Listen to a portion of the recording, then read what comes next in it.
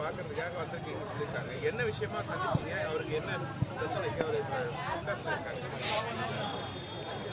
இல்லை, புரட்சி தமிழகம் பறையர் பேரவையினுடைய தலைவர், எங்களினுடைய அன்பிற்கும் பாசத்திற்கும் உரிய அண்ணன் ஏர்போர்ட் மூர்த்தி அவர்கள் அந்த நிகழ்வை பார்த்த எல்லாருக்கும் தெரியும். அதை தாக்க வந்த தம்பிகள் சுற்றி அவர் வளைச்சு தாக்கும் போது அவர் வழி இல்லாம தற்காத்து தான் அவர் சண்டை போடுறாரு.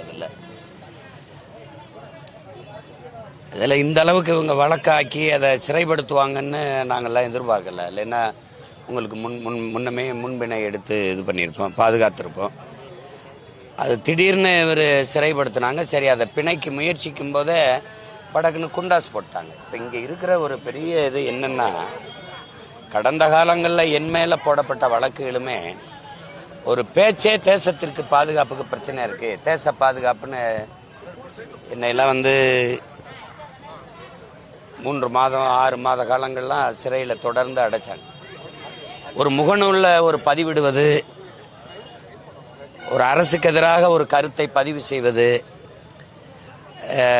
பேசுவது, இதை எல்லாமே குண்டாசு இதில் எது அது குண்டாசுக்குன்னு ஒரு வரையறை இருக்குல்ல, அது எதை செய்யறது? அப்போ கொலை நாங்கள்லாம் பார்க்கும்போது கூட்டமாக போய் கொலை செய்யறது, அதெல்லாம் குண்டாசு ஆட்சி, குண்டாசு ரூல், இதெல்லாம் குண்டாசு வேலை அப்படிம்பாங்க. பேசுறது எழுதுறதெல்லாம் குண்டாசுல வந்துருச்சுன்னா அப்போ உண்மையிலே குண்டாசு எது? மலையை வெட்டி கொண்டு போறவன்,